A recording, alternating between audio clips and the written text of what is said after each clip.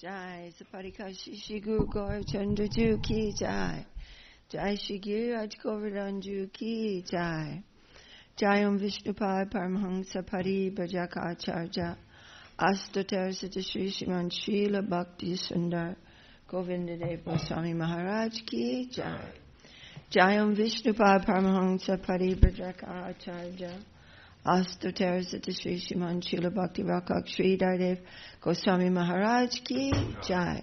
Jai. Welcome to Śrī Chaitanya Sāraswat Mission Morning Class. Jai Saparikashi Shri Guru Gaurachandra Ki Jai. Shri Giriraj Govardhan Ki Jai.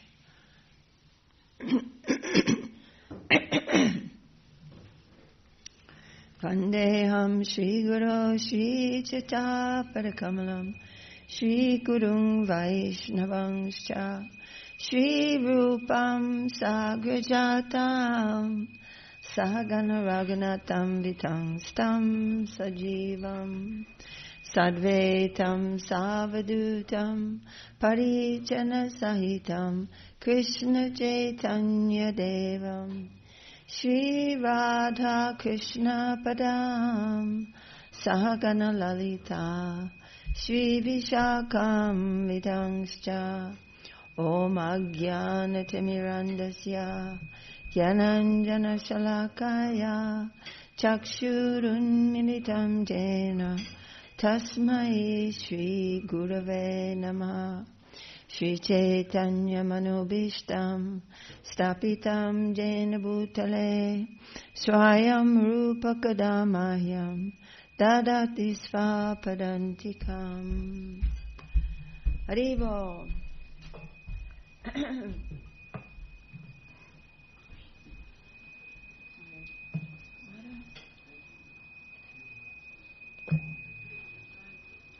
Jai, we are continuing to read Śrī Chaitanya Charitāmṛta, the Antya-līlā. This is chapter number 17, the Lord's bodily transformations.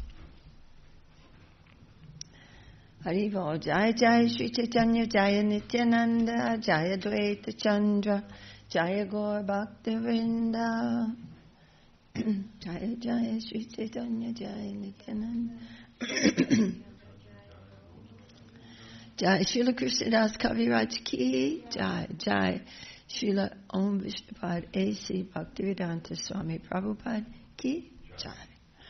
Okay, we are now reading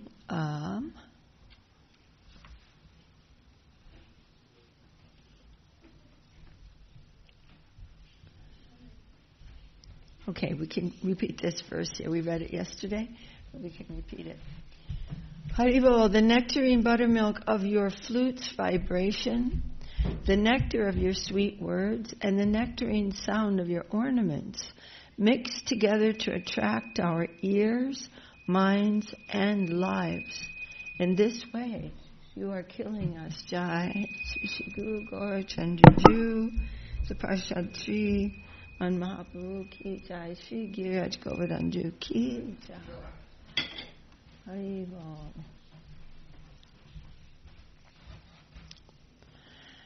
Of course, it's spoken by the Braja Gopis in connection with Krishna's playing his flute and then chastising the gopis who came to meet him in the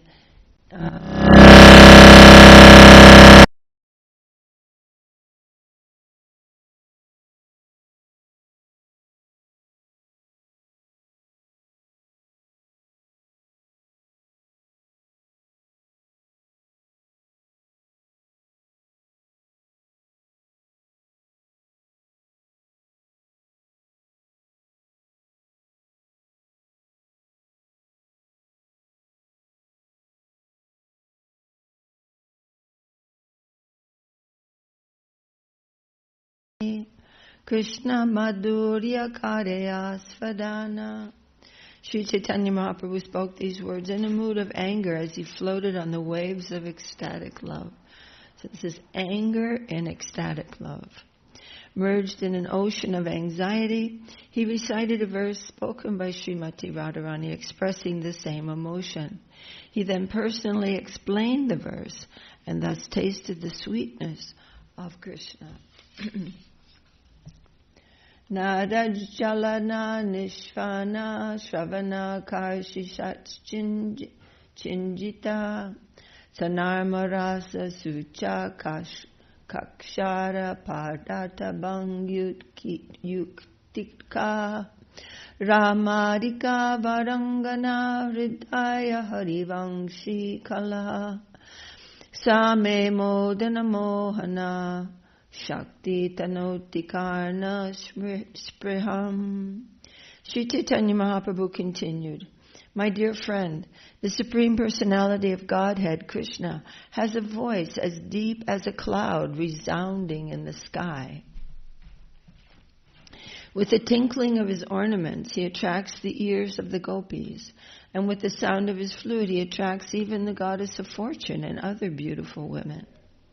That personality of Godhead known as Madan Mohan, whose joking words carry many indications and deep meanings, is increasing the lusty desires of my ears. This is found in the Govinda Lilamrita.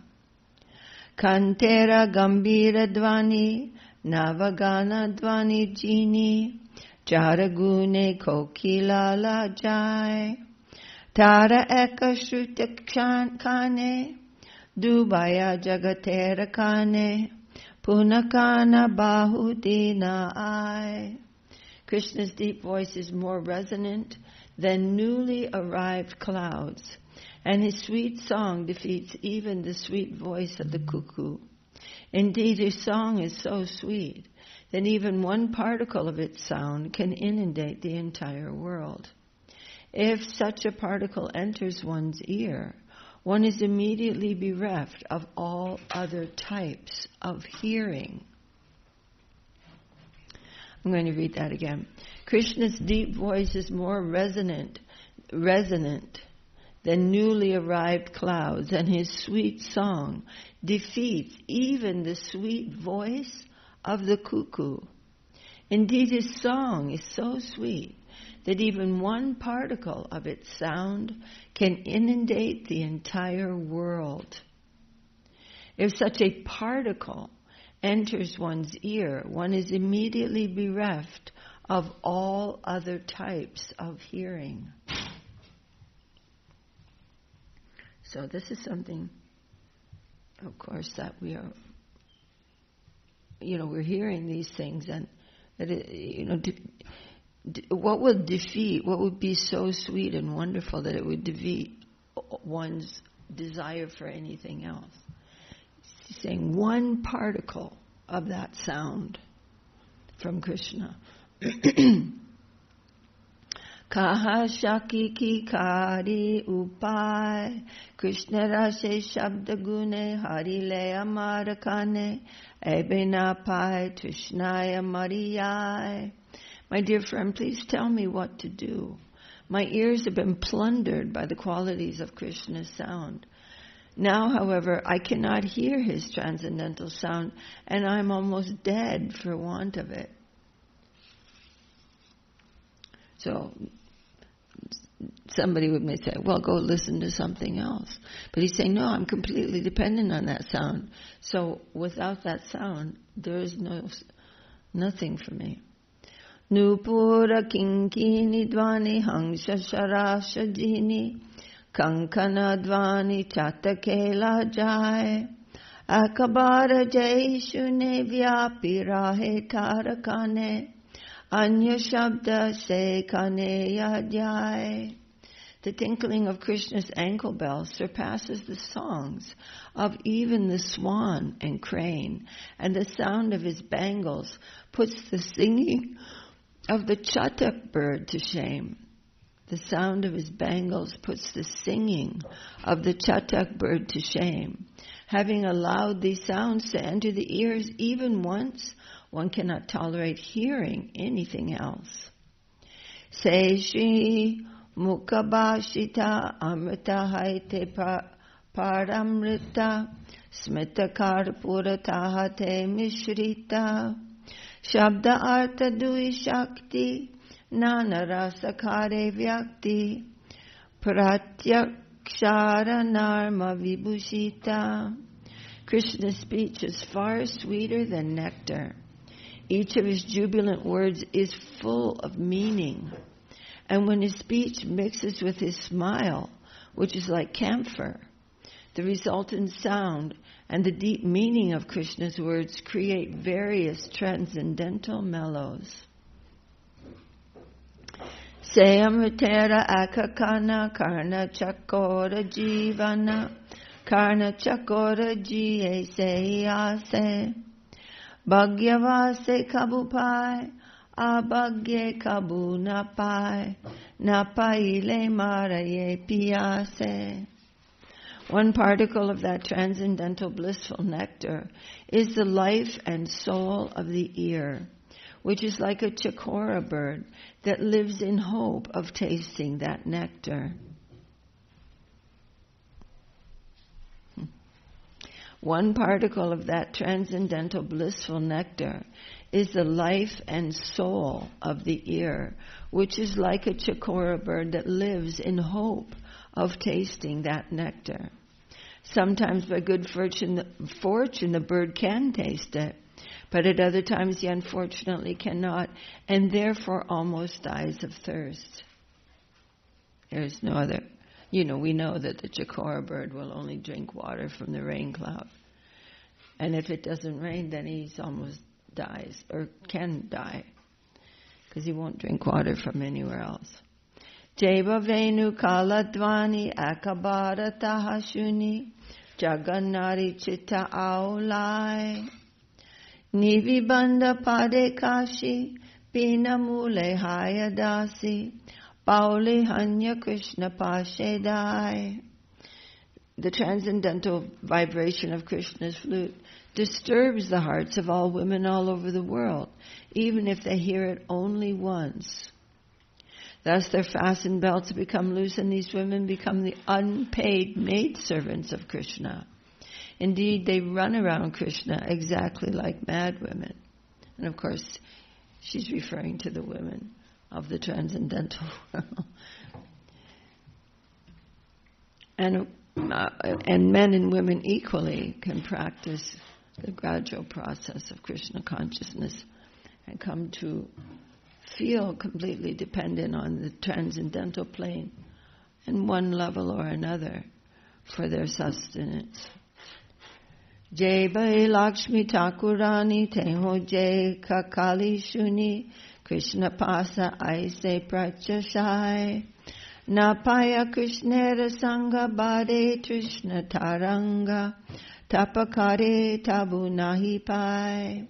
When she hears the vibration of Krishna's flute, even the goddess of fortune comes to him, greatly hoping for his association. But nevertheless, she does not get it. When the waves of thirst for his association increase, she performs austerities, but still she cannot meet him. So the goddesses of fortune, of course, referring to the consorts of the Lord in Dwarka and Vaikuntha. But she cannot meet Krishna in Vrindavan. It's not possible for her. She doesn't have that kind of mood. She's too reverential in her mood towards the Lord. So this is not possible. She doesn't have this kind of mood. It's not her nature. But she is the goddess of fortune. She is providing every single thing for every single everything. She has all the wealth. But still, she's feeling bereft. She's feeling that necessity. So what to speak of anyone else? Hey Shabdamrita Chari. Excuse me. Hey, I'm so sorry. Hey Shabdamrita Chari Yarahai Bhagyabari Se Karne Iha Kare Pana Iha Je Nahi Shune Se Kana Janmi Lakene Kanakari Sama Seika.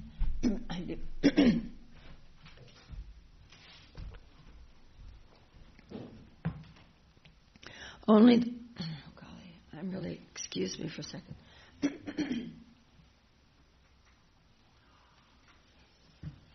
Only the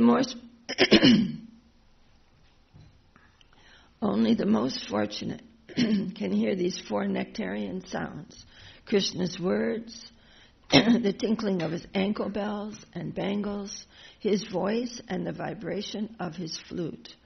If one does not hear these sounds, his ears are as useless as small conch shells with holes.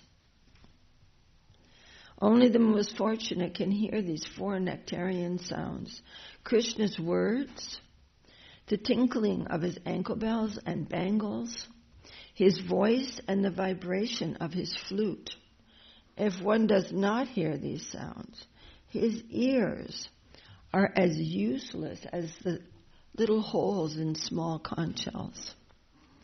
Karite aiche vilap, utila udvegabav, maneka hunahi alambana, udvega visharamati, out sukya trasadriti smriti, nanabhavera haila milan. While Śrī Chaitanya Mahaprabhu lamented in this way, agitation and ecstasy awoke in his mind, and he became very restless. Many transcendental ecstasies combined in him, including anxiety, lamentation, attention, eagerness, fear, determination, and remembrance.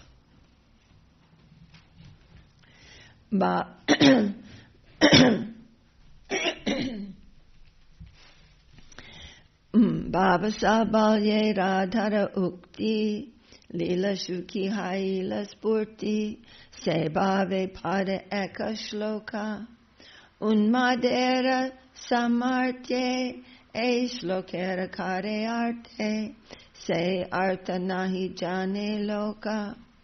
The aggregate of all these ecstasies once awoke a statement by Śrīmati Radharani in the mind of Bilvamangal Thakur, Leela Sukha. That's another name of Bilvamangal Thakur. In the same ecstatic mood, Śrī Chaitanya Mahaprabhu now recited that verse. On the strength of madness, he described its meaning, which is unknown to people in general. On the strength of madness. So that means he's explained this verse fully in the basis of internal experience, but no ordinary person can understand that.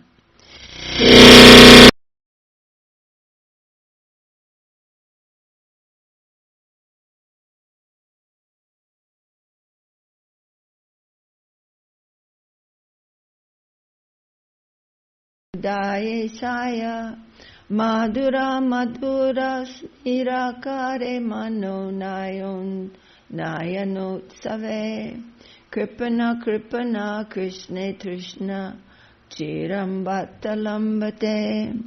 Śrī Chaitanya Mahaprabhu said, "Alas, what shall I do? To whom shall I speak? Let whatever I have done in hopes of meeting Krishna be finished now. Please say something auspicious, but do not speak about Krishna. Alas, Krishna is lying within my heart like Cupid. Therefore, how can I possibly give up talking of him?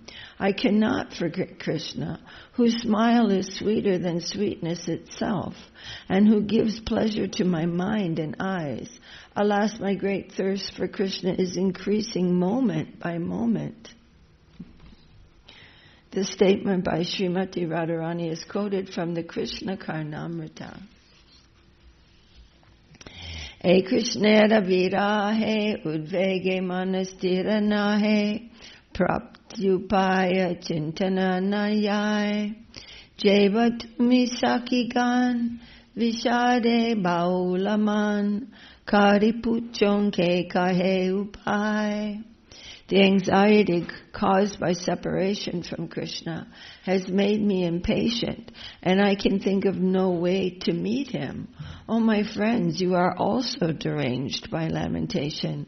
Who therefore will tell me how to find him? Kaha haha saki ki kari upai, kaha karon kaha jana, kahan gele Krishna pana, Krishna bina pranamora jai. Oh, my dear friends, how shall I find Krishna? What shall I do? Where shall I go? Where can I meet him? Because I cannot find Krishna, my life is leaving me. Kshane manastirahai, tabe mane vicharai, balite hayila bhavodgama, pingalara vachana smriti, kahayila bhavamati, tate kare artha nirdaran. Suddenly, Śrī Chaitanya Mahaprabhu became calm and considered his state of mind. He remembered the words of Pingala, and this aroused an ecstasy that moved him to speak. Thus he explained the meaning of the verse. Pingala was a prostitute who said, quote, "To hope against hope produces only misery. Utter hopelessness is the greatest happiness." This is the words of a prostitute, Pingala. She's saying to hope against hope is the greatest misery. And to simply give up hope, hopelessness, that's the greatest happiness. That's where you find peace. And I saw this on a little card once, and I've said it many times. And this little card said, "Since I've given up hope, I've been feeling much better." So she's saying that. But Mahaprabhu is applying this to one mood of divine ecstasy. Remembering this statement, Śrī Chaitanya Mahaprabhu became ecstatic.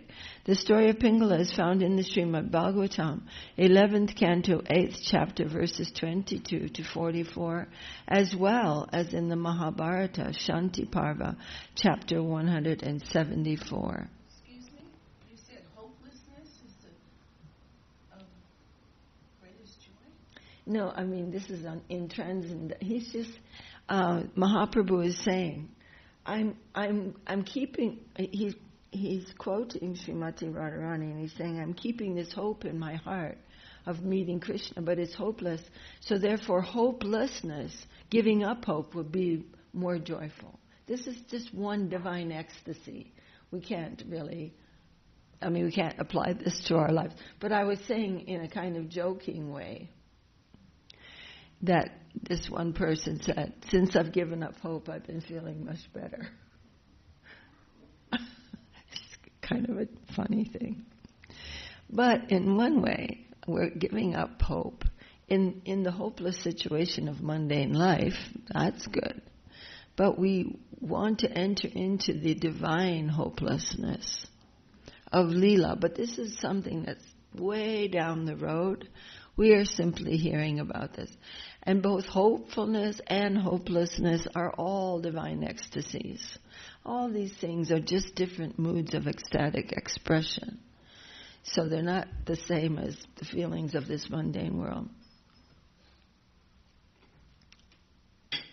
But in some ways, when the environment keeps coming to teach us a lesson, it does help us to give up hope in a particular kind of exploitation, and that is a good thing, right? But this is not what is being referred to here. These are different ecstatic emotions we've heard, that these are expressions of conflicting ecstatic emotions. Deki e upai Krishna ācāryas diye. Deki e upaye Krishna ācāryas diye. Ācāryas shukihai mana. Chada Krishna kata adhyana. Kaha anya kata danya. Jate hai Krishna vishmarana. Śrī Krishna Chaitanya Mahaprabhu said, if I give up hope of meeting Krishna, then I shall be happy. Therefore, let us stop all this most inglorious discussion of Krishna. Now she's calling discussion of Krishna inglorious. It would be better for us to talk about glorious subjects and forget him. Kahite haila smriti chite haila Krishna spurti sakire kahe hanya bhishmaite Chare chahi charite se shuna achete konarite na parichadite. While speaking in this way, Śrīmatī Radharani suddenly remembered Krishna. Indeed, he appeared within her heart. Greatly astonished, she told her friends, "The person I want to forget is lying in my heart."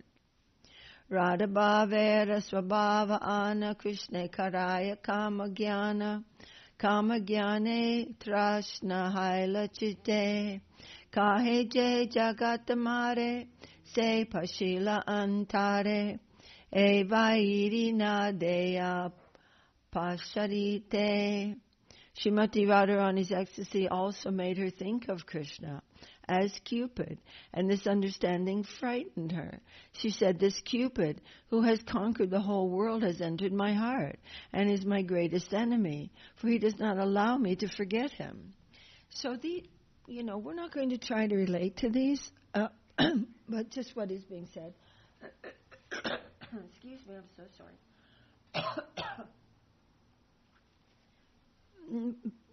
Just to give an example, as Śrīla Rūpa Goswāmī gives examples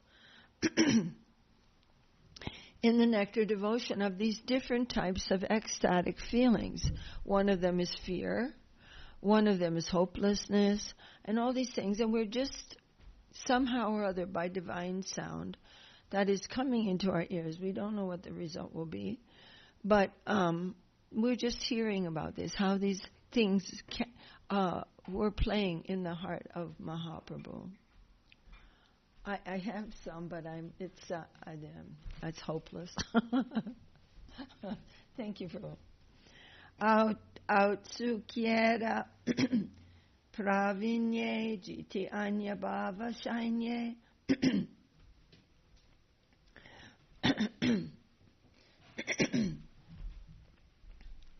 Udaya haila nijaraja mane haila lalasa nahaya apanavasa duke mane karena bhatsane.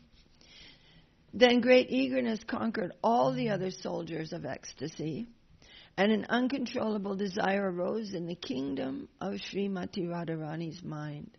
Greatly unhappy, she then chastised her own mind. Manamora vamadina jalabina jaina mina Krishna bina kshane marijai madhura hasya vadane mananetra rasayane Krishna trishna dviguna badai. If I do not think of Krishna, my impoverished mind will die within a moment, like a fish out of water. But when I see Krishna's sweetly smiling face, my mind and eyes are so pleased that my desire for him redoubles. Ha ha Krishna pranadana, ha ha padmalochana, ha ha divya sadguna sagara, ha ha shyama sundara, ha ha pitambara dara, ha ha rasa bilasa nagara. Alas, where is Krishna, the treasure of my life? Where is the lotus-eyed one? Alas, where is the divine ocean of all transcendental qualities? Alas, where is the beautiful blackish youth dressed in yellow garments? Alas, where is the hero of the rasa dance?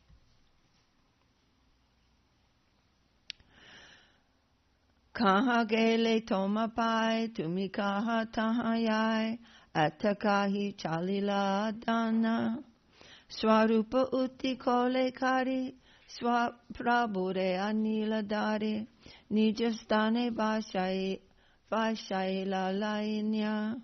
Where shall I go? Where shall I find you? Please tell me, I shall go there. Speaking in this way, Śrī Chaitanya Mahaprabhu began running. But Swarupa Damodar Goswami stood up, caught him, and took him on his lap. Then Swarupa Damodar brought him back to his place and made him sit down.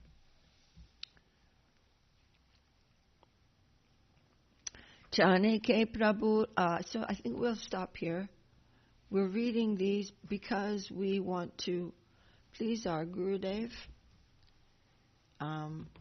Because this has been presented to us and very much recommended that we read Chaitanya Charitāmṛta. But these kind of pastimes, we're simply hearing them. We don't have a clue of what these are. In as much as they've come into our ear with something, but we're not trying to reach up and try to mix it in with anything that of mundane experience.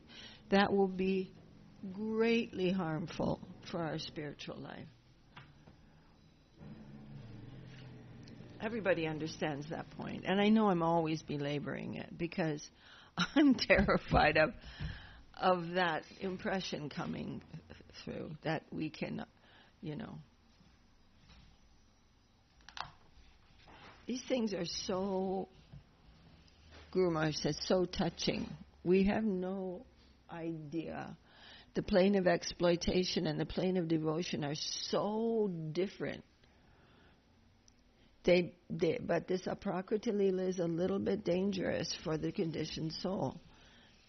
So we're giving great warning that one is so touching, so beautiful, dignified, and glorious, and the other is, junk. Yes, sir? What does ācāryas mean? Ācāryas means it is human-like. The pastimes of Vrindavan are human-like. So, the transcendental position of Vaikuntha and all, these positions of more reverential, regulated kind of divine service. They're like, we can appreciate them, how high they are, how, that there is a supreme personality of God, the head, and there's his wonderful great servants and all these things. But when it comes to higher leelas, they look more human because they're very intimate. They're very free moving. It's not very reverential at all, which is why Lakshmi Devi cannot enter into that. She cannot be not reverential toward the Lord. That's her nature. But the gopis don't feel reverence for Krishna. That's too formal. It's awkward in Vrindavan. Like if you saw your mother in the morning and said, "My dear mother, I bid you a good morning," and you're looking up in your how to talk to your mother book, she'd be like, "What do you mean? Just give me a hug and eat." Like it's not like that. That's a gross example even, but it's just that that reverential feelings are awkward. Would be awkward in Vrindavan. So it's compared. It looks similar to human interactions.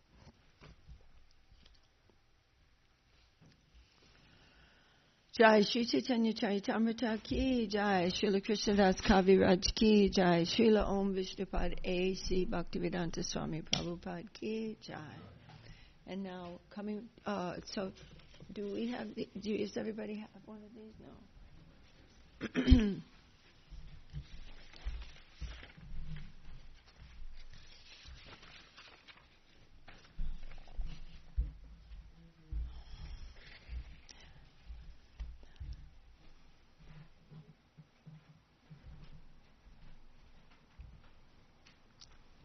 We should have more than 3. We have more, don't we, Prabhu? Or did I only print like 4? Okay. Anyway, we'll be okay with these, but let's get all of them out maybe. Śrī Upadeśāmṛta ki Jai, Śrīla Rūpa Goswāmī ki Jai. And we're going to be reading the commentary by His Divine Grace, Śrīla Bhakti Rakak Śrīdhar Goswāmī Mahārāja ki Jai. Vacho vegam manasa krodha vegam jiva vegam udarapasta vegam etan vegan yo vishaheta dhira sarvam apimam prativim sasisyat atyahara prayasascha prajalpo niyamagraha janasangascha lolyam cha sadbir bhaktir vinashyati utsaha nishayadaryat tatat karma pravartanat sangacyagat sato vritte sadbir bhaktir prasidyati dadati pratigrahnati kutyam akyati pritshati punkte bojayate chaiva sadvidam pritilakshanam krishneti asya giritam manasadriyeta dikshasti chet pranati bischa bhajantamisham shushraya bhajana vigyam ananyamanya nindadi shunya rudamipsita sangalabdya dishtaya sabhava janitar vapushascha doshe na prakritatvam ihayasya iha bhakta janasya pasyet gangam vasa nakula buddha panapanke brahmadravatvam apagachiti niradharmai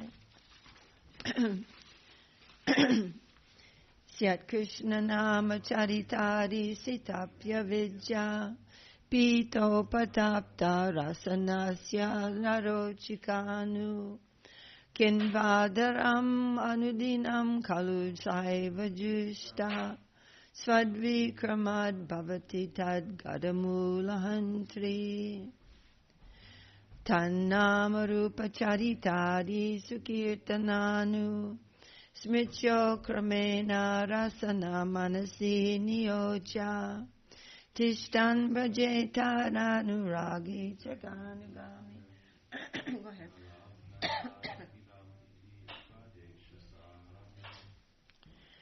Vaikunta Janito Varamadupuri Tatrapi Rasotsavat Vrindaranyamudharapani Ramana Tatrapi Govardhanha Kundamihapi Gokulapate Premamrita Plavanat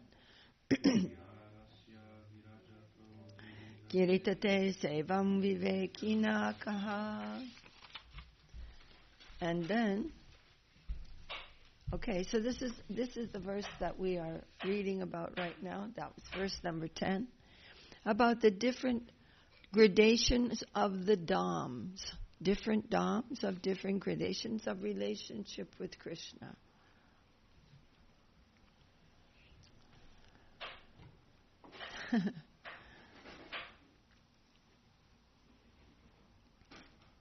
So, I think another interesting analogy about the family is that you may know the high court judge is the judge, right? But that doesn't mean that you can go to his house and start playing with his kids and, you don't have that relationship. You don't have that intimacy of relationship. So we're hearing about Krishna. Who is Krishna at home? He's freely playing in Vrindavan. He doesn't show himself as the Supreme Lord, except kind of as a... Anyway. But... like he did show himself as Narayan once when the gopis were looking. But they're not interested in Narayan at all. So this is you can say it like that. So it's like very high and intimate, meaning the kind of love and devotion is super high. And so we are, we're just hearing about that. Page 258.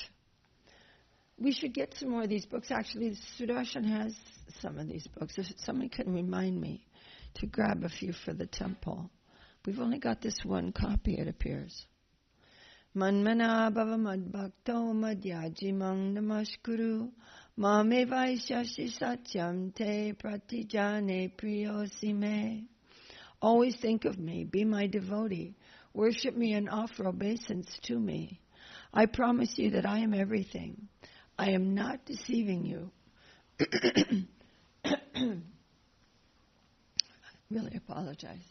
You are my friend. You are my favorite. At least I won't deceive you. Plainly speaking, Arjuna, I am everything for you. Painfully, the Lord speaks of himself to his friend Arjuna. In this way, we are called to cut off all connection and come toward the Lord. This is called karma tyag or swadharma tyag. So Guru Maharaj is using the word painfully. And in another place, Śrīla Gurudev is saying pridelessly. He's petitioning for himself. He does not require to do this. He doesn't require anyone to. He's Swarat. He's perfectly independent. But now he has to make this statement. I am everything. I'm not lying to you. You can give up all this dharma. This is also coming from me. I promise you. You can give it up and simply come to me. It is wonderful that Mahaprabhu replied to Ramananda Roy, Eho bahye age kaha. Anyone who reads this has got to think, this is also superficial? This is also superficial. Here you are jumping. This is a nice point. I remember hearing this in a talk of Guru Maharaj, and I wrote this down because I could not understand. How is this external? So here you are jumping. You are accepting the revolutionary path, but you haven't gotten it yet. That's why it's external. That's why it's superficial. Just because you've heard about it, but you haven't gotten there. You've heard about it. So now what happens after that? He's saying, tell us what happens after a person has come to that full plane of full surrender. In that sense, it's external. Do you follow? Say it again. So Krishna is saying what to do or how to accept him fully through surrender. But he has not. So it's external in the sense that what is that plane beyond that, or that leads to, or what is the plane of full surrender?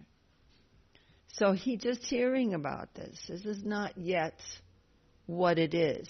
Do you follow? So if you have, anyways. But at least he's telling us, this is what you need to do. So here you are jumping, you are accepting the revolutionary path, but you have not got anything yet. You are taking a risk to get the desired result, but it cannot be accepted that just because you took the risk and jumped toward Krishna, then you have attained everything, and that is all. Okay, now I got it all. I'm practicing surrender. So now, that's it. I got everything. So, eho bahya age kaha'ar, this is also superficial. Go deeper. What does that mean? What is the result of that? What is the plane of that surrender? Then Ramananda proposed Jnana Mishra Bhakti. Does everybody understand that? Brahmabhuta prasanatmana shochati na kankshati samasarveshu bhuteshu madbhaktim labate param. Brahmabhuta, one has fully realized that one is not a factor of this material domain. Brahmabhuta, he knows, I am Brahman. Brahman means my nature is spiritual. One understands that one is a part of the conscious level, that one is Atma, a particle of consciousness. Prasannatma, one's heart is satisfied. One finds peace within himself because one becomes independent of the misery of the mundane world. He's not interested. It's like nonsense. He's not even distracting for that person. And he's feeling so peaceful, not always being grabbed by this and by this. Prasannatma, one's heart is satisfied. Na shochati, one does not mourn out of affinity for mortal things. Na kankshati, one is fully aware of the transient nature and unsubstantiality of all material things. So one does not want anything mundane. So he's not lamenting and he's not hankering for mundane things. One has no attachment for the loss and gain of this world. One does not care for it and is not affected by it. One neither mourns if one loses anything here or becomes joyful if one gains anything here. One feels that all loss and gain is equal in this mundane life. Sama sarveshu bhuteshu. One sees everyone as equal and is in balance above the principle of exploitation. Equal in terms of himself or his, he doesn't have there's no mundanity in his association. Mad bhaktim labhate param, one with these qualities can acquire pure devotion to me. With Jnana Mishra Bhakti, we have no affinity of anything of the mundane world, and our serving attitude can develop its pure character. It will be in the spiritual plane because it is not mixed with any mundane aspiration. Only at this stage do we get the opportunity for a higher type of service. Is everyone following this? So there's that goal of surrender is given simply, and then Ramananda Raya is saying, and this must become the condition of that person so that he can proceed properly. Manmana Bhava Brahmabhuta Prasannatma. So this is proceeding to the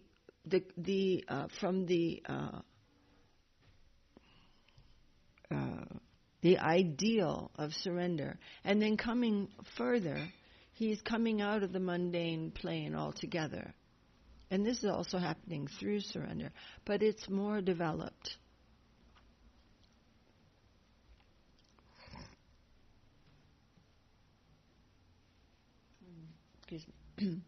With Jnana Mishra Bhakti, so only at this stage do we get the opportunity for a higher type of service. Mad bhaktim labhate param. Now you are a candidate for para bhakti, higher bhakti, pure bhakti. So this is the stage of anartha nivritti, coming out of all mundane misconceptions. We have the ideal of surrender, but in practicing surrender, we will come gradually through this stage of anartha nivritti in terms of the mundane world. When bhakti is saguna, mixed with identification with the mundane, it is not pure. It is not nirguna. Proper bhakti is ananya bhakti, kevala bhakti, exclusive. That is possible only when you have withdrawn yourself from the charm of the mortal world. If after that any devotion to me awakens in your heart, that is para bhakti. Para means it's above mundanity altogether. It's not mixed with anything. Mahaprabhu replied to Ramananda Rai, Eho Bahya. This Jnana Mishra Bhakti is also external, not wrong, but it is not yet fully it's not, so we'll hear about this. Okay. Oh, this is so wonderful. This analysis, this explanation of the Ramananda Samvad is essential to read. Yes, one is in the right position, and one is aspiring after truth, but at this stage, one still does not have that yet. One's position is not sure. It is possible that one may fall back from that position. And how is that? Because through the process of surrender, one comes to that position. That's good, you could say. But it is not. We started, that is the position we come from. The soul in the Brahma position, he can fall into the material world, which we are good examples of, because that's where we come from. But still, this is our process for coming out of this mundane plane gradually. Yes, this is in the right position, and one is aspiring after the truth, but at this stage one still does not have the truth as yet. One's position is not sure, and it is possible that one may fall back from that position. At this stage, we may become eligible to enter into that higher domain, but still we have not entered. We have acquired eligibility when mundane acquisition is no charm for us. We must become fully relieved of all kinds of attachment in this mundane world. Name, fame, money, women, delicious food, and so on. Only then is it possible for us to enter into that higher land, to begin our real life. And I want to say that this is actually, don't feel discouraged from this. We want to go on the proper path. Otherwise, we will be fooled by Sahajism. We want to know. So Sahajya just thinks, I've heard about this, so yeah, I got it. Well, wait a minute. Brahma Bhuta fully surrendered. No lamentation, no attraction. We have to see what these stages are. And this is something wonderful to hear. And we're not alone. We are proceeding as a group. It's very nice Sangha. Otherwise, what are we going to do? Sangha with other losers. I'm just saying. So Jnana Mishra Bhakti is a marginal position. In it, we have no special consideration for devotees. Everyone is equal to us, and we are both free from concern of loss and gain in the mortal plane, but also have not yet acquired affinity and affection for the land of devotion. So this is in a general sense. But we are practicing this in association with devotees, and with very great care about devotees, especially, of course, our Guru Varga.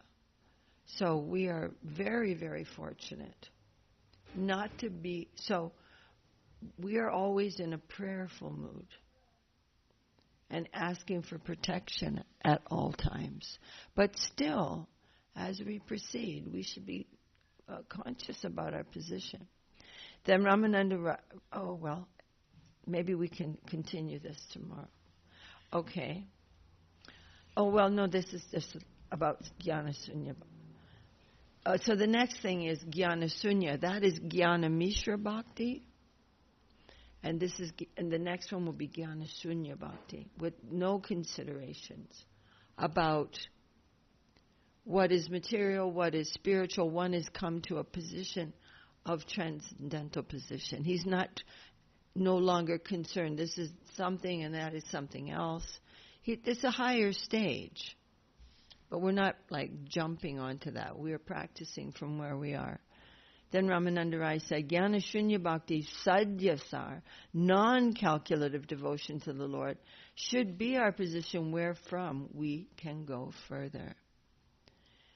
is this any questions about this? This is something we are going to be studying for the rest of our lives. So,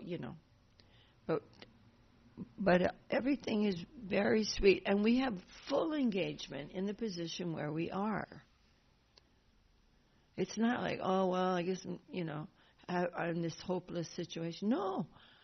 Every situation is very good in the mood of surrender. It will all be full engagement. So we have no worries about that. But we're in a prayerful mood, and we're practicing in so many different kinds of ways. Any question or comment at all?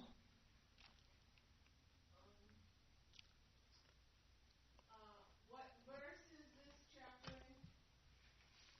in? Ramananda Samvad? Oh, it's of the Upadeśāmṛta. Oh, this is verse 10. So in the commentary to all the different stages of transcendental plane, beginning with Vaikuntha, but Śrīla Guru Maharaja is coming to the Ramananda Samvad.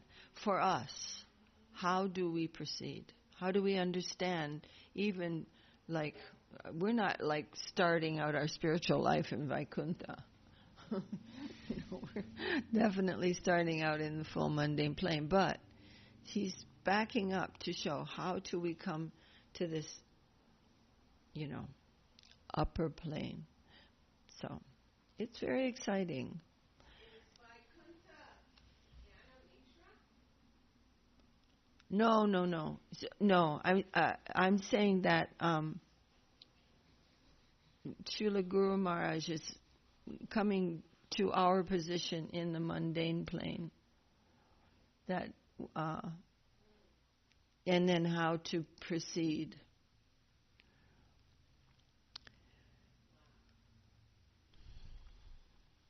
Vaikuntha is in the mood of awe and reverence.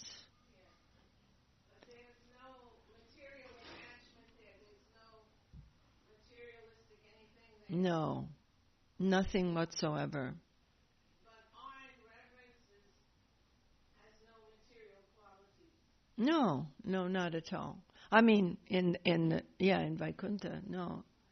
So it's perfect, and then there's more perfect, and then there's most perfect, and then there's super perfect, and then there's Because we always hear that saying, and we fall to Vaikuntha. Oh, yeah, well, that's not our position.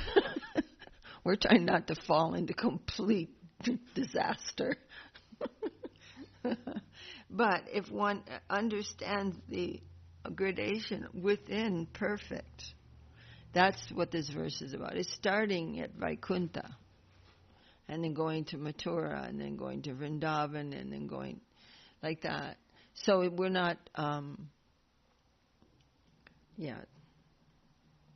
So when we have a conception of comparing the wonderful divine pastimes of Vrindavan, compared to Vaikuntha, that to go to Vaikuntha would be seen as falling to Vaikuntha, but we don't have to worry about falling to Vaikuntha. I mean, you know that, but I'm making light of that. Obviously, we're trying to climb out of gross materialism. Once you get to Vaikuntha, there's no way that you can go further.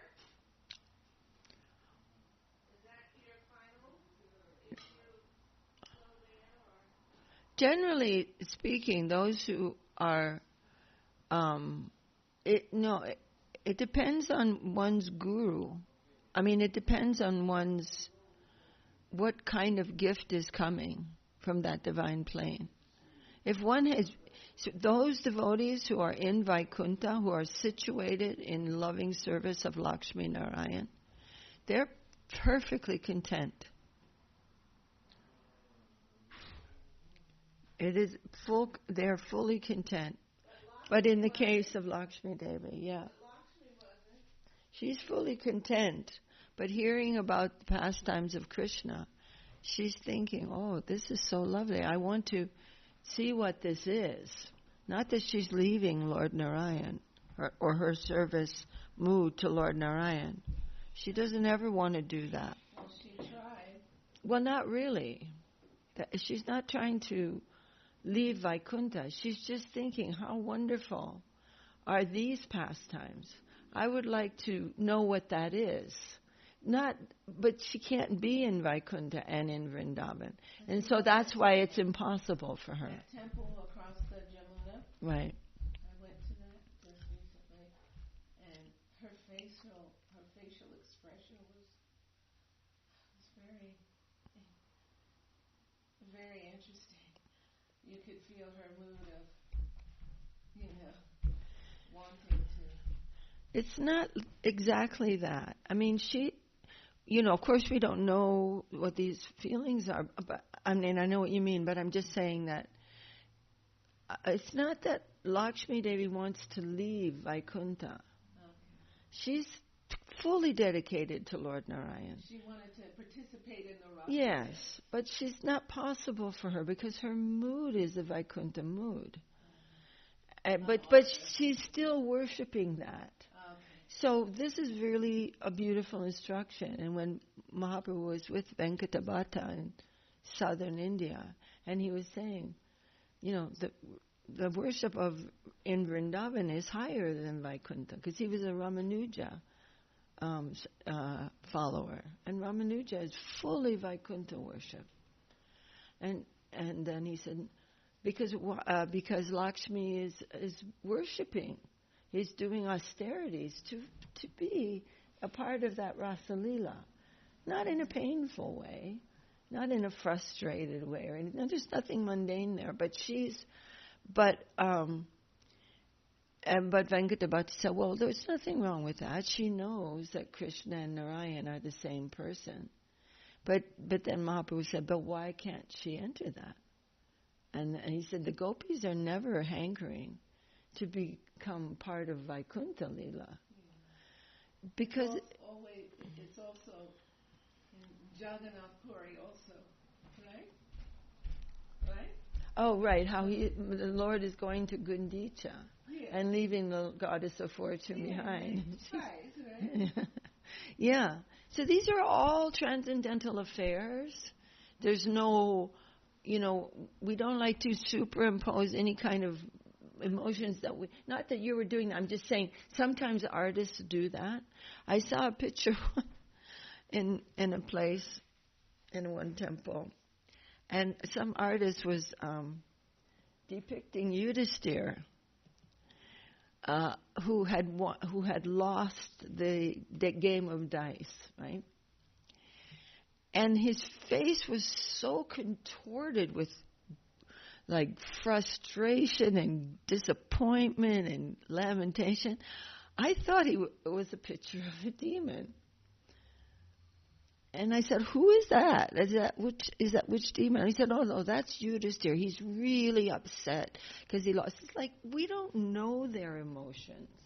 You know what I mean? These are all great Vaishnavas. Na sochiti, na kankshiti. They're not lamenting the way. It may sound like some sort of lamentation like we would have, but it's nothing like that. They don't live in that world that we live in. Of lamentation and wanting. When they were in the forest, banished to the forest, Yudhisthira was having the time of his life. He loved being in the forest with all the sages and sitting there. You know what I mean? So I'm only saying this because sometimes we can see in the art or some, a projection of some mundane feeling that is not appropriate. So that's why we're keeping these things over our head and hearing about this for our worship and purification, and not, you know what I mean? We're not. Recently, somebody said to me, "Oh, this place is so beautiful. The only thing more beautiful than this would be Goloka." And I was thinking, no, that's wrong completely. It's a totally different kind of beauty. It's not what we're seeing, only better. That would be Swarga, or some higher heavenly plane, a little, better enjoyment for my... We can't compare the two things. They're not the same. They're not in the same dimension. They're totally different. So we're trying to come out of the vision of this is for my enjoyment. And when that begins to happen, then we can start to understand that everything around us is conscious. And not only conscious, but friendly. And not only friendly, they are beyond us. Everything, all of it, is made of higher stuff than we're made out of. Everywhere. That's a plane of consciousness. And then the ordinary feeling of beauty, that retires. And then a person can begin to understand what is transcendental beauty, begin to have any inclination, any inkling of that at all. So we have to understand these things very carefully. This is what we're seeing with our eyes as beauty and thinking Goloka is like that, only way more beautiful. It's not right. It's not correct. It's a fully different quality of beauty. It's a different thing. It's a different thing altogether. The beauty of the conscious plane of every piece of dust is fully devoted to the Lord. Right. This is the mundane plane. And our bodies are not minds. Bodies, minds, senses, intelligence, everything is not fully devoted to the service of the Lord. Right. And so we are not seeing that around us. We are seeing with a film over our eyes of something that we're imagining is existing for me. Therefore, we can't see what's real. Guru Maharaj said it is Swarup Shakti that is reality, not somewhere else, everywhere. It is what is real. But Maya is an almost non-existent thing, he said. And I heard it this morning again. It is Swarup Shakti that is really existing. Why can't we see that? Because we're exploiting. Therefore, we see in the wrong way. That's all. We don't see what is... He said Maya is simply a misunderstanding of what is real. Real means everywhere. Where would reality not be? It's reality. It's like if a person... Reality would not be if you're using it for yourself. It's there, but we subjectively are not in touch with that because of offense. We're offenders. We can't exploit reality. It's not for me. Like Ravana, he couldn't even see Sita, what to speak of taking her. He took an illusion of Sita. He could never see her because you can't exploit Sita. And we're little Ravanas trying to exploit the environment, and we cannot see it. Our eyes are covered with a film, and that film is called illusion. It's subjective. It's not objective. It's not the things. It's the way I'm looking at it. It's offensive and reactionary. But it's tiny. It's not a big thing. So when one comes out of that exploiting mood, the material world becomes like a piece of dust. It was just an illusion. Like a dream looks very significant. But when you wake up, it's like a nothing. It's nothing. There's no substance. So we're trying gradually to come out of this plane of exploitation. That's the problem. It's not the material world. The material world is in my eye. It's hard to think about the pure devotee that has this so-called material body, Right. but actually is utilizing all of his senses and all of his things in the service of the Lord. Right. But we can't see that. Yeah. We can't see. We have faith. We believe in that. Right. We have faith in our Guru Dev. We believe in that. Right. that he is there and he is a pure devotee, but we can't. Yeah, we're not entering. Because we are not that. Right. But he wants us to be that and to practice surrender. And what we were reading here the other day, surrender, surrender, surrender, surrender, surrender. Gurudev is saying, we must come through surrender, through the process of accepting the will of the Lord as it is flowing in my life. Whether I like it or whether I don't like it according to my mental speculation, it is all divine. Then we begin to see the world differently. It's all divine. Why? Because we're in his quarters. We're in his... No, the whole... Not his quarters. We're in his service. We're aspiring to be in his service. Is that right? And it's divine for everyone. Reality is divine. But we have to come into that flow of his will. We are outside of that by our own will. We are imposing our own will on reality. But everything that's happening is divine. There's never been anything outside of what Krishna is doing. But by our own will, we are not participating in that. This is how Guru Maharaja is explaining, and we are practicing that. We're beginning to practice this in our daily life. Not always dissatisfied and, this is bad.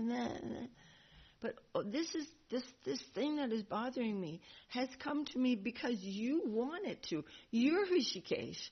I'm not Hrishikesh. I can't cause my senses to see something or hear something or taste something. I can't cause that. That's you causing that. Now, what is my seva? And it may be to oppose it. It may be to accept. It may be to ignore it. It may be something that we've never even known before. But we want to come now into the flow of that will instead of always opposing. Because this is not what I think I want. We don't even know what we want. It is so powerful, this process of surrender. We think we know what we want. It's like we've been taken over by a ghost. That's the analogy that Guru Maharaj gives. Like a person taken over by a ghost. Ah!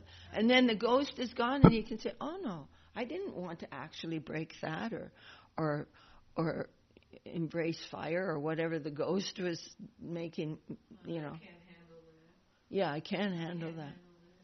Yeah, we have to not, but it's not like, okay, I'm going to handle everything. No, we have to come into connection with reality, the beautiful, the flow of divine reality is everywhere.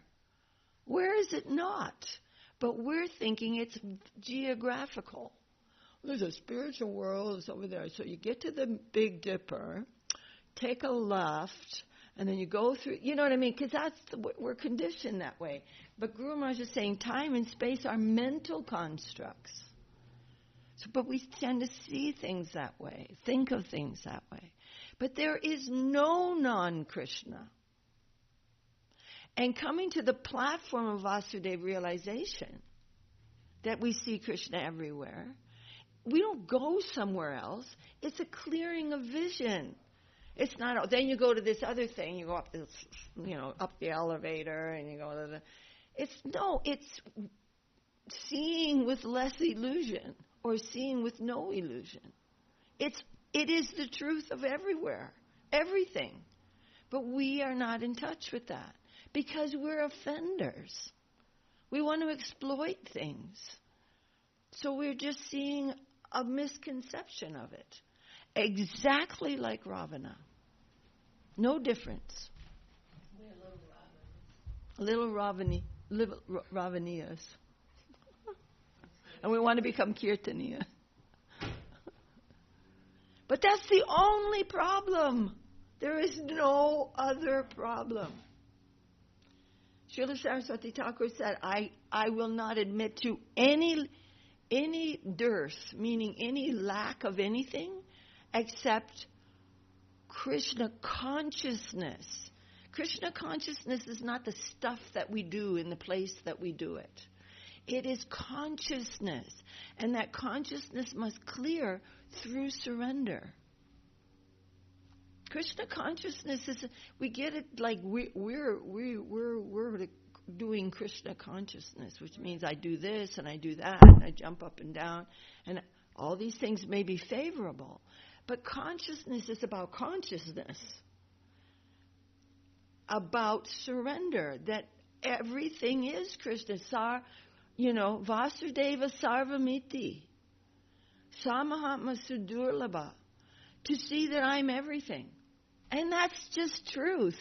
It's not a place where you have to go and then you see Krishna everywhere, and here Krishna isn't everywhere. That's wrong. Krishna is everywhere, everywhere.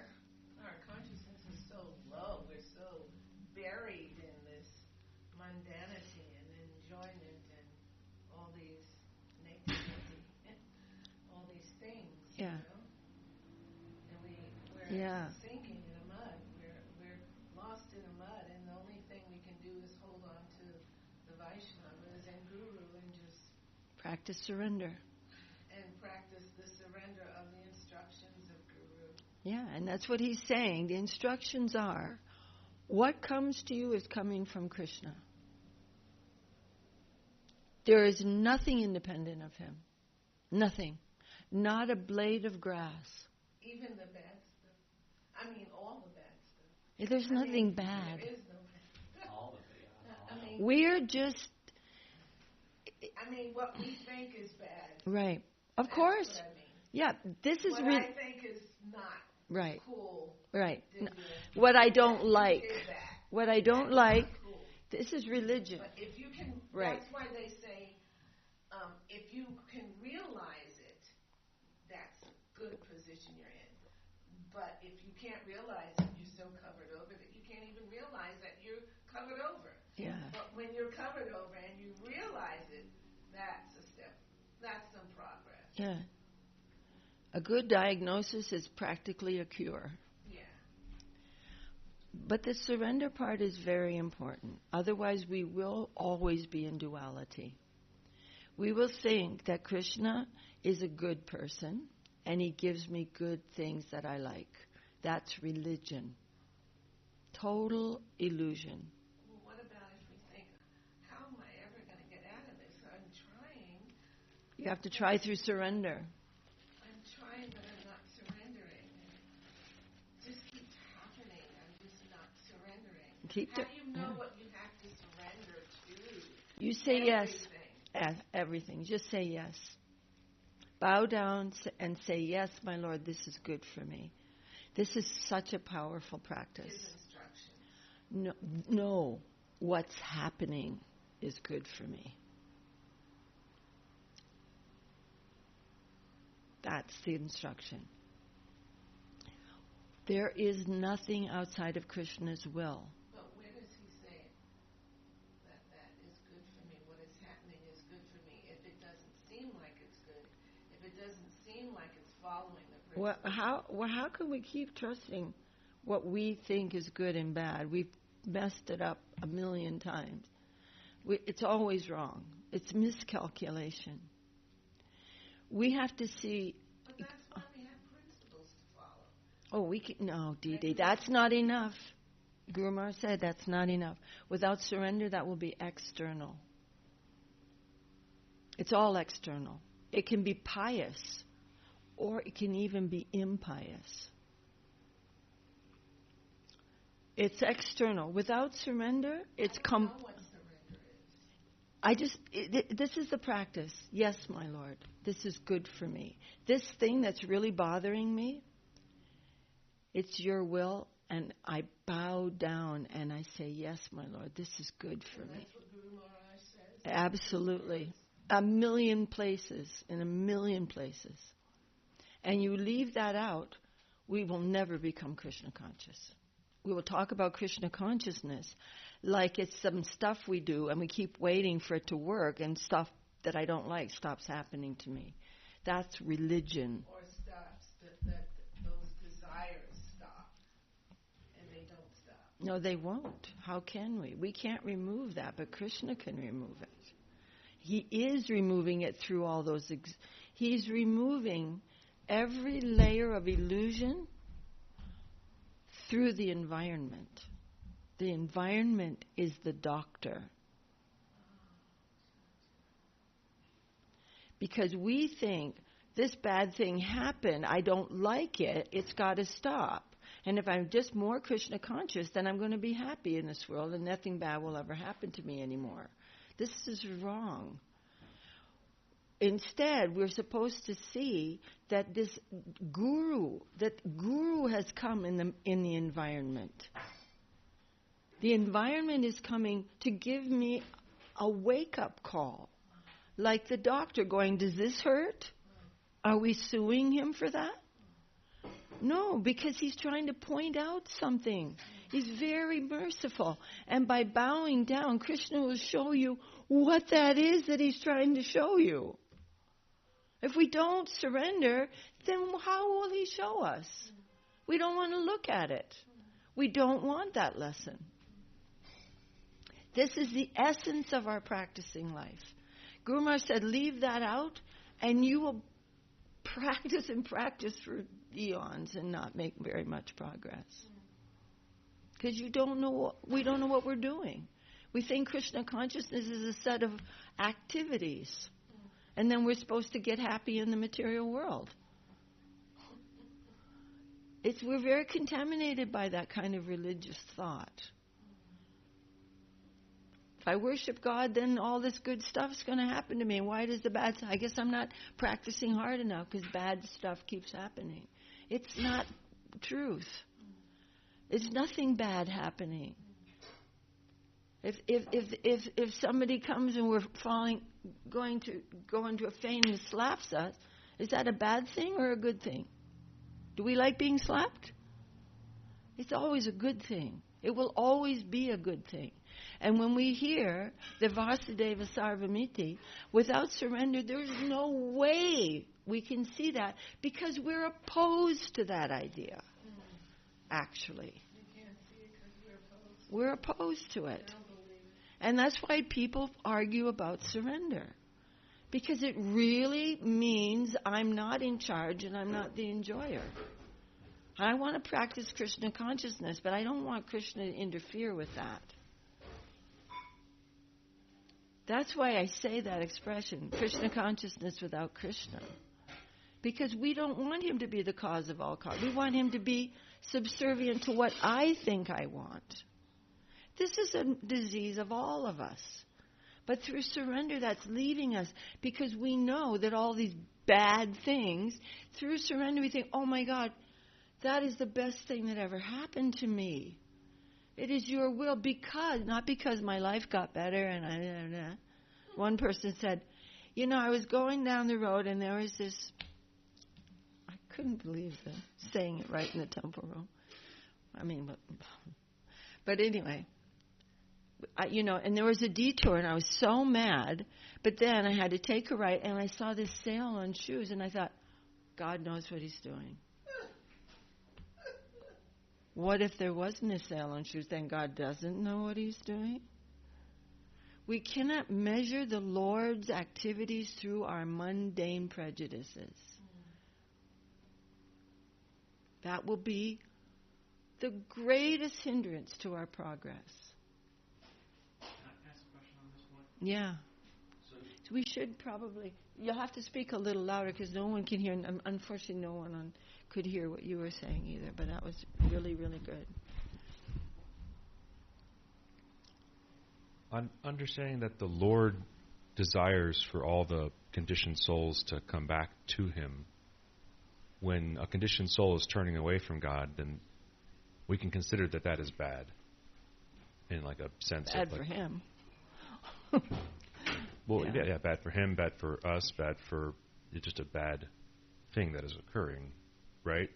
So is that how we kind of look at the world of like some things are good and some things are bad?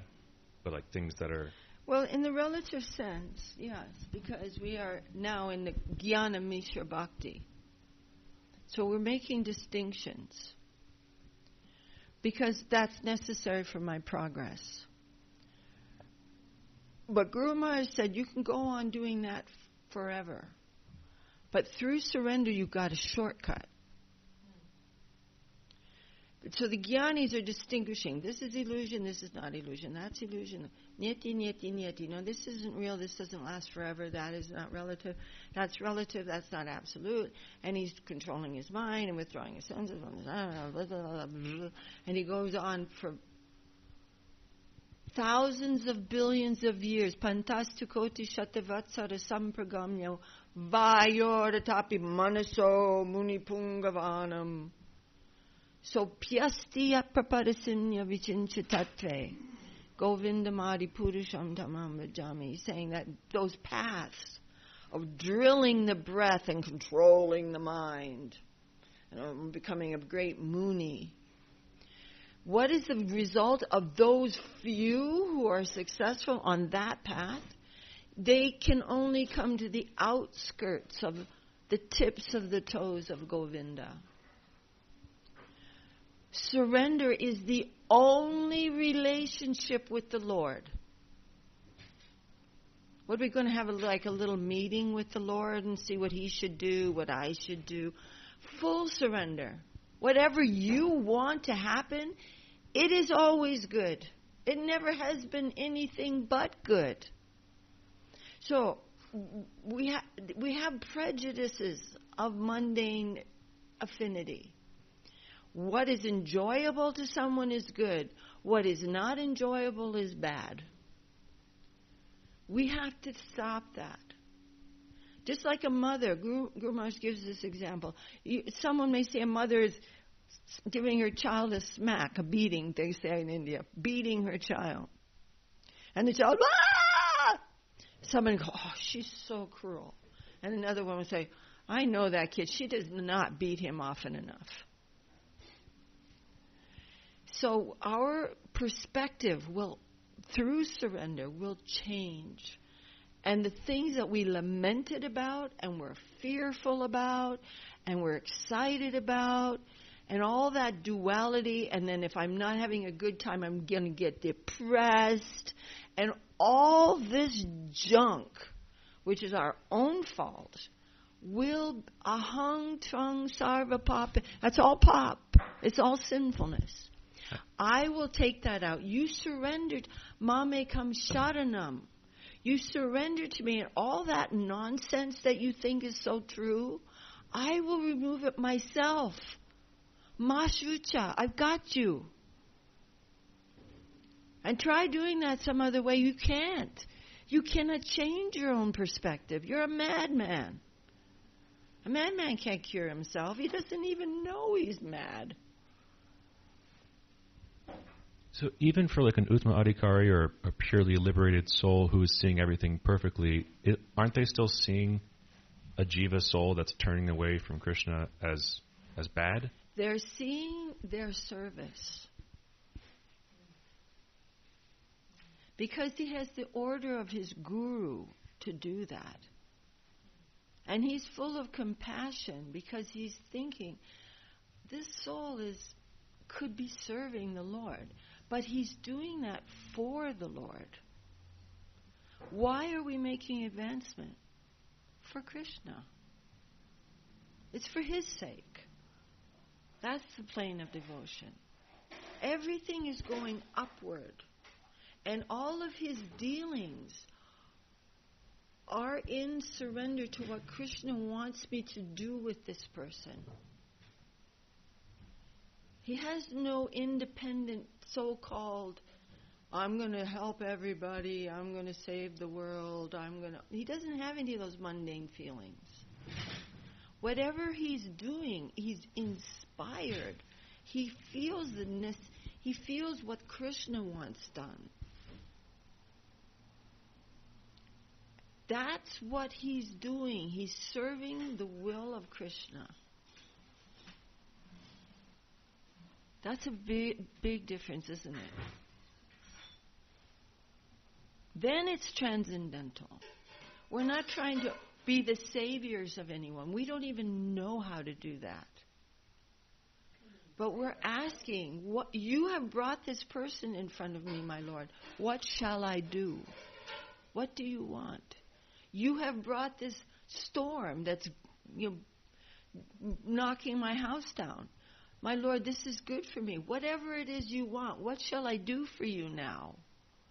The inhabitants of Vrindavan are like, damn, the material world, man, we're just getting drowned now. It's a material world. They're like, it's increasing their devotion. So we have to get serious about this, or we're going to be going around in circles in our little circle pond. I mean, I'm talking about myself. And thinking of Krishna consciousness in a completely mundane way. Right? It can be very mundane. Guru Maharaj said it. It can be vikarma. We can just be making offenses. Or it can be karma. It can be pious, and then I'm going to go to Happy Land in, Swargaloka or something, because that's what I want out of it. I want all the bad stuff to stop, because that's material. And we're calling the good stuff spiritual in Krishna's mercy. It's like a bifurcated, Sudarshan calls it split personality. It's like, it's actually really not even healthy for the mind to think that way. Absolute Sat, even the position of Sat, means everything is of one quality. It's all divine. It's reality. Reality is everywhere. It's everything. Why don't I see it? Because I don't want to. And I had that choice to make. And as you said, if I knew then what I know now. But I'm still choosing. I want it to go my way. And now we're mixing that up with spiritual. Spiritual means it feels good. That's crazy. It's not good. We've gotten that mixed in with mundane religiosity. And it's offensive. Great questions. Wonderful. This is revolution. That's why Gurudev is saying it's evolution. That's there everywhere. A little bit better, a little evolving. But this sarvadharma prityaja mamekam sharanam, Saranagati, and then I'm going to take care of everything for you if you just let me through the environment, which is all under my control. Remember, sarvakarana karanam? Do you really believe that? You're preaching it. Do you believe that? He said, this is not evolution. This is revolution. This is, whoop, you flip the whole other way. How powerful is that? And now we have to keep practicing and coming to these different stages that Ramananda Rai is talking about. Brahmabhuta, Prasanatma, and all these things. But through surrender, that's the basis of all progress. Without it, what are you doing? What is our relationship with Krishna but surrender? Saying, no, that's for the great devotees, that's for the high. It's like, Guru Maharaj said that's the very most basic understanding of our progress. It's the basis of all spiritual progress. Is surrender. What else? What else will it be? I'm not going to do what you want, or I'm not going to come into the flow of your will. I'm just going to practice Krishna consciousness. It's like nuts. What is Krishna consciousness? How can we be conscious of Krishna outside of surrender? It's impossible. What? Just seeing a picture of someone with a flute, and that's Krishna consciousness? It's not consciousness at all. It has nothing to do with consciousness. So I want a nice picture. It'll all be external. Did you want to ask something, Prabhu? Getting very excited. Bring something up. These topics are inconceivable. Surrender is the basis. How we try it's the basis to start. of our practice, yeah. And at the same time, it's also the goal. So it's inconceivable. It's like a paradox. No. If you're practicing martial arts, the goal is martial arts. Right? It's not you're practicing martial arts so that you're going to be a great construction guy. You're practicing martial arts to become good at martial arts. We're practicing surrender because that is the relationship between us and the Lord. So how can we leave that out and have a relationship with the Lord? It's not possible. But I understand your question. And this is where, I'm sorry to say, but we're getting hung up as a group. We're getting hung up as a worldwide mission. I'm going to say it out loud. We think surrender is just like something that you do later. No, practicing Krishna consciousness is practicing surrender. It can never be left out of one drop of it. It will all be external and frustrating. And we'll think, well, how come I'm not making any progress? I just have to do the same thing I'm doing without any consciousness more. I got to do more until I die of exhaustion. It's the quality, not the quantity.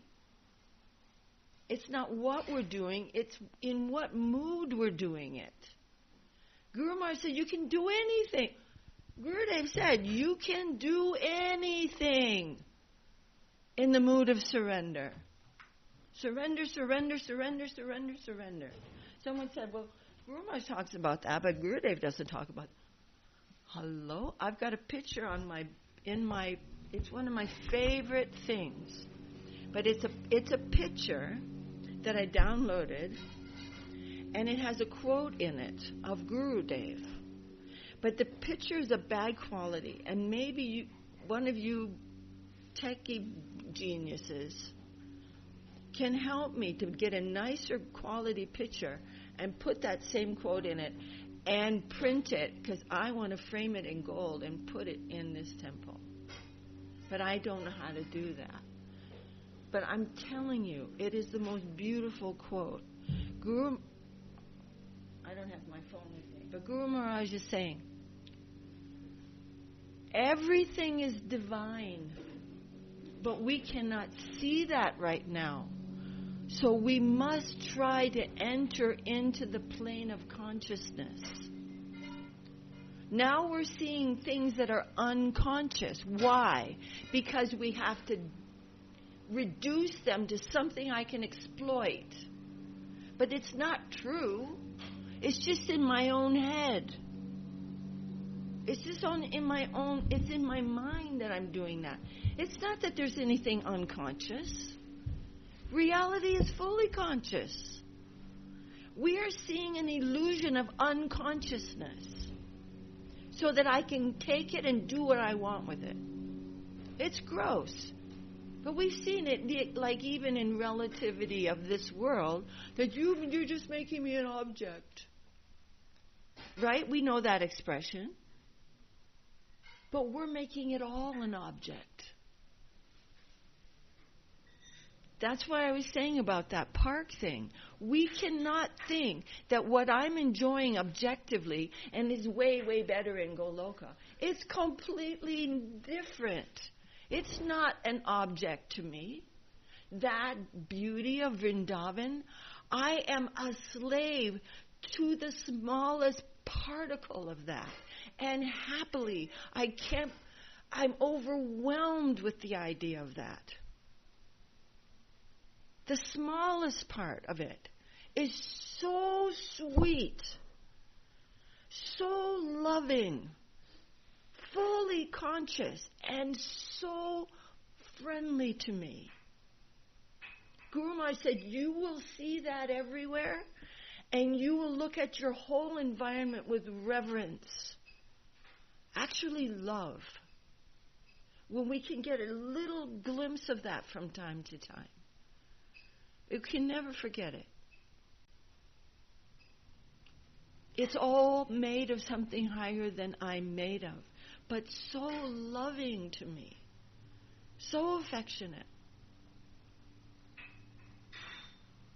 And by the grace of Mahaprabhu and his divine followers, we have this opportunity to come to a plane of service in that environment that was not even known in the world before. Not to speak of a prospect for the soul. No possibility. You wouldn't even hear about that. Vaikuntha maybe, mostly heaven, or at most the non-differentiated plane. When Sukadeva Goswami is talking to the sages, he's not mentioning so much. Never mentions the name of Radharani. Because they're all Jnanis. They are trying to come to the non-differentiated plane. All of them. They're all Jnanis in that audience. And why did Sukadeva get the job of talking? He's also a Jnani. Why did Krishna arrange for Sukadeva to tell about this? Because they'll believe him. They know he's completely absorbed in the non-differentiated plane. So they believe what he says. If a Vaishnava came, they go, oh, yeah. We know what you guys think. You think that a form can be spiritual. We're way beyond that. But when Sukadeva says there's something beyond that, Guru Maharaja said you can hear a pin drop. They're fully absorbed in what he's saying. That's why he was chosen to speak the Bhagavatam. Haribol. Well, it's 9:45. Any other questions? What a great bunch of questions. Super awesome. Come on, warriors. Bhaktivinoda Thakur says, arise, heroic man. Arise. Be a real hero, not a hero in exploitation and slap down after that like a dog. I'm getting very excited. Anyway, let us not confuse these things. We don't want to be bifurcated. We don't want to have psychotic, what is that when there's a split personality kind of thing? What is that called? Not psychosis, like some, like a split personality or. Yeah, there's a medical term for it. I forget now.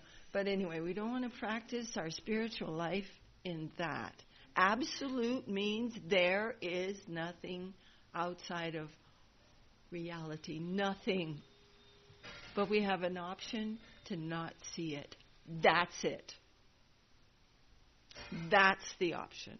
Do you see it or do you not? That's it. Everything is conscious. Everything is beautiful. Beautiful, conscious, loving units higher than I am. Guru is everywhere. And coming to teach me lovingly. Do you slap your guru when he chastises you?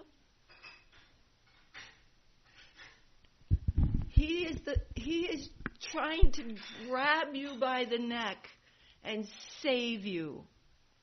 Oh, that was kind of rough. It's like, come on, are we babies? Everything has to just go my way? It's nonsense. And I know, because I'm full of that. But I don't like that. At least we're learning who our enemy is. Right? The material world is alive and well in my own heart. Okay, Didi, would you like to chant Hare Haraya for us?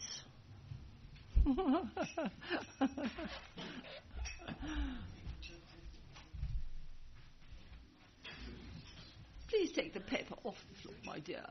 Not on the floor.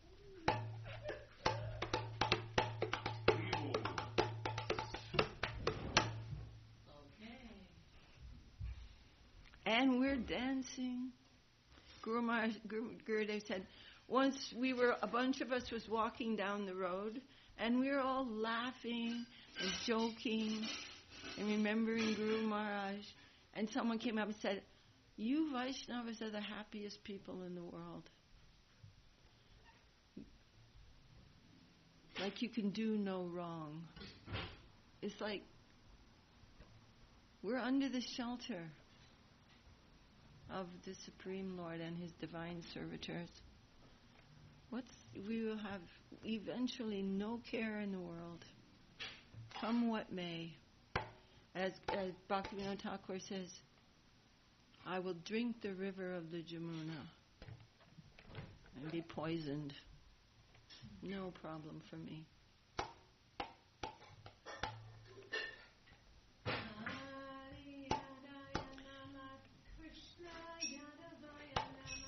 Hari Haraya Nama Krishna Yadavaya Nama Hari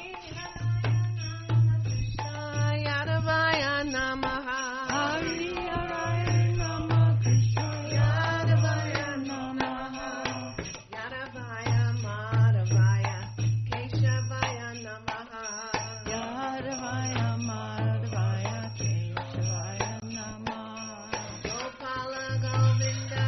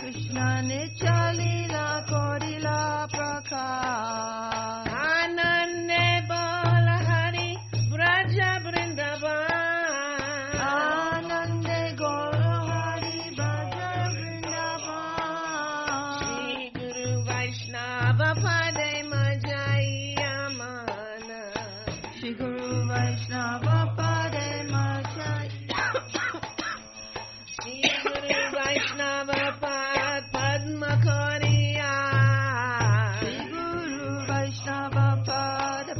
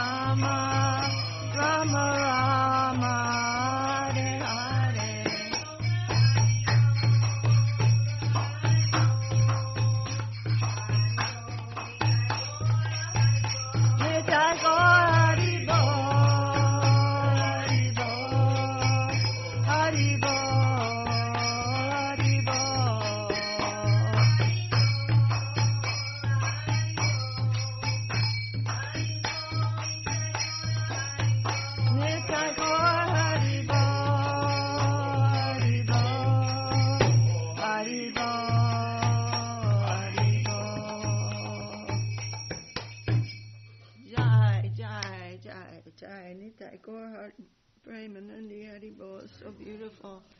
Nityananda Prabhu Ki Jai.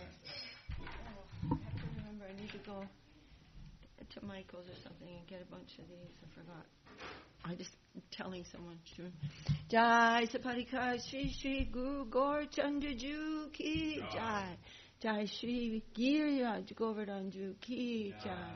Jai Om Vishnupada Paramahamsa Parivrajaka Satar Siddhishri Shriman Śrīla Bhakti Sundar Govindadev Goswami Maharaj Ki Jai. Jai Om Vishnupada Paramahamsa Parivrajaka Satar Siddhishri Shriman Śrīla Bhakti Rakak Śrīdhar Goswami Maharaj Ki Jai. Śrī Rupa Guru Maharaja Ki Jai.